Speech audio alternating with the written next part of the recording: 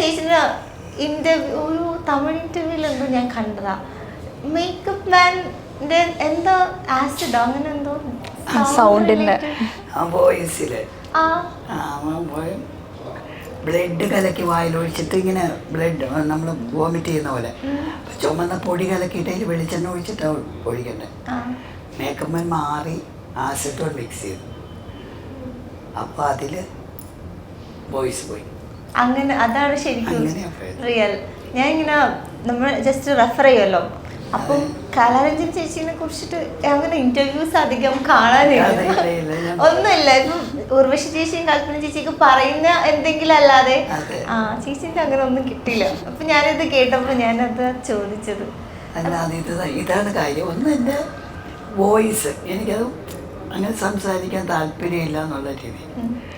എൻ്റെ വോയിസ് ഇങ്ങനെ ഇരിക്കുകയാണ്. അപ്പോൾ ഇൻ്റർവ്യൂ എടുക്കുമ്പോൾ